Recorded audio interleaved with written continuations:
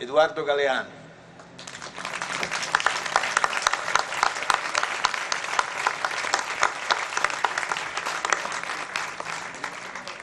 Hola, buenas noches a todos. Ante todo, estoy moralmente obligado a contestar algunas viles calumnias de Gianni Minà. En primer lugar, Las Venas Abiertas no fue escrita hace 40 años, 30 y un poquito. Y en segundo lugar, eso de que yo soy irónico y sarcástico no corresponde a la realidad. Yo simplemente cuento las cosas que veo, las cosas que escucho. Por ejemplo, el otro día yo escuché a un cocinero que reunió a las aves, a las gallinas, a los gansos, a los pavos y a los faisanes y a los patos. Y yo escuché lo que el boco les decía, lo que el cocinero les decía. Me pareció interesante y quería contarles lo que escuché. El cocinero les preguntaba con qué salsa querían ser comidas. Una de las aves, creo que era una humilde gallina, dijo: nosotras no queremos ser comidas de ninguna manera. Y el cocinero aclaró: eso está fuera de la cuestión. Me pareció interesante esa reunión porque es una metáfora del mundo. El mundo está organizado de tal manera que tenemos el derecho de elegir la salsa con la que seremos comidos. Dicen que es un mundo democrático, pero yo me pregunto hasta qué punto es democrático un mundo donde la soberanía se ha convertido, la soberanía de los países se ha convertido en un objeto de museo. Por ejemplo, por citar ejemplos concretos que me parece útil aportar, el organismo que gobierna a los gobiernos en el mundo de hoy, el Fondo Monetario Internacional, está dirigido por 5 países y da las órdenes a casi todos los países del mundo, salvo los países que dan las órdenes. Claro, que pueden ser sádicos pero no masoquistas. Possono essere sì sadici, ma certamente non masochisti. El Banco Mundial es más democrático y hay que reconocerlo y dejar constancia aquí de esa gran diferencia. El Fondo Monetario está dirigido por 5 países y el Banco Mundial por 8. Después tenemos la Organización Mundial de Comercio, en cuyos estatutos se establece que las decisiones se tomarán por voto democrático. Nunca se votó en la Organización Mundial de Comercio.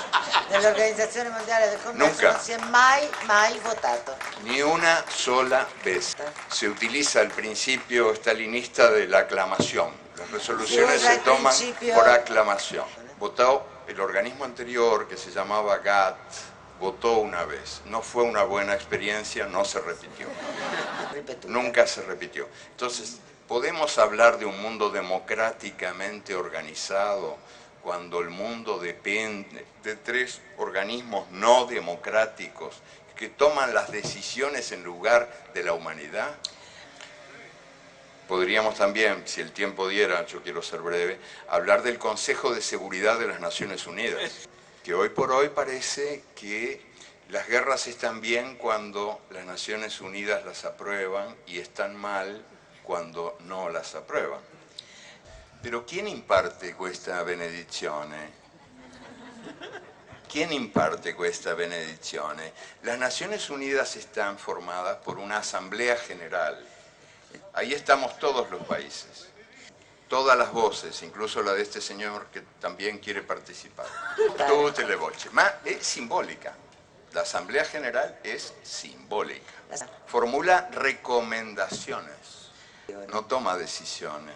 Las decisiones las toma el Consejo de Seguridad. Y el Consejo de Seguridad está donde mandan los 5 países que tienen derecho de veto. El derecho de veto es el que de veras decide. Ellos velan por la paz mundial,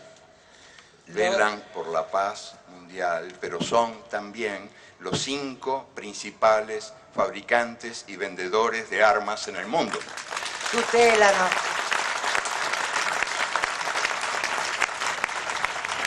Claro, Estados Unidos, Inglaterra, Francia, Rusia y China.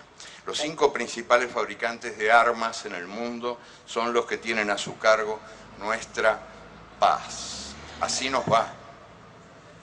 Claro, o sea, hacen el negocio de la guerra, pero venden la paz también. ¿Dónde? ¿Cómo? A través, soprattutto, sobre todo, de los grandes medios de comunicación, que reproduce el sistema de poder en el mundo y que toman examen de democracia a cada país.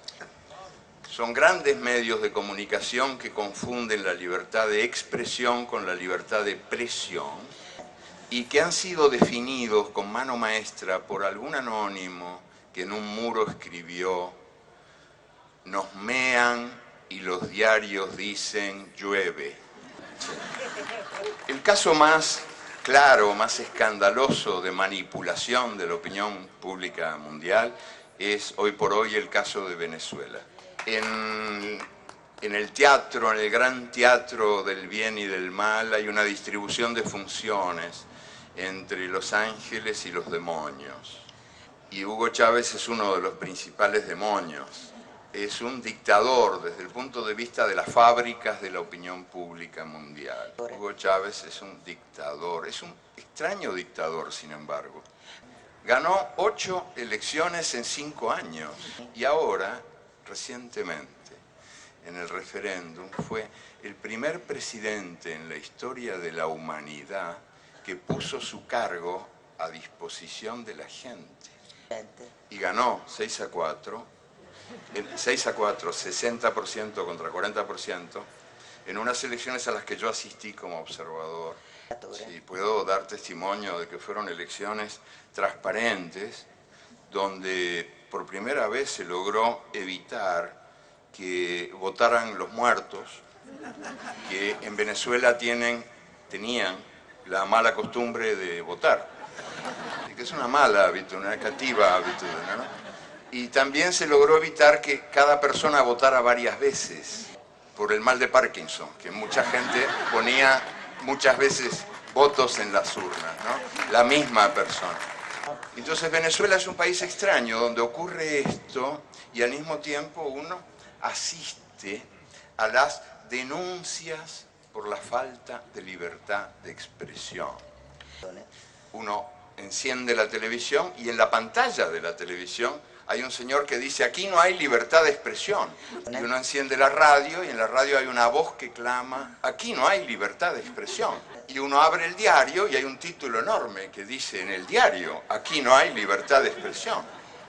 Hubo un solo medio de comunicación clausurado en Venezuela en los últimos 5 años, el Canal 8 de televisión. El Canale 8 de la televisión. Pero no fue clausurado por Chávez, sino por estos demócratas que tomaron el poder a través de un golpe de Estado durante 48 horas. Y en esas 48 horas cerraron todo. Cerraron le 48 el canal, horas hanno chiuso tutto. cerraron la Asamblea General, anularon la Constitución. O sea, extraña dictadura y extraños demócratas, ¿no? Sí. Sí, yo creo que hay ahí un divorcio ejemplar. El divorcio entre la realidad real y la realidad virtual que los medios muestran como única realidad posible. ¿Y cuál es la explicación de eso? Muy sencillamente, les cuento que en Venezuela había 5 millones de personas sin derechos cívicos, porque no tenían documentos. Y los hijos no podían ir a las escuelas porque no tenían partida de nacimiento. Eso es lo que Chávez está cambiando, porque en pleno paraíso petrolero, en lo que se llama la Venezuela saudí, había 1,5 millones de analfabetos, que ahora se están alfabetizando. Y esto explica la furia de los grandes medios llamados de comunicación que incomunican a la gente. Sí, de comunicación incomunicante. Y también explica el resultado de esta elección y de las elecciones anteriores, porque hay un pueblo que resume su actitud de perfecta manera a través de la frase que dijo un venezolano pobre que fue encuestado recientemente. Sí, que es más expresiva que cualquier discurso. Dijo, yo no quiero que Chávez se vaya porque no quiero volver a ser invisible.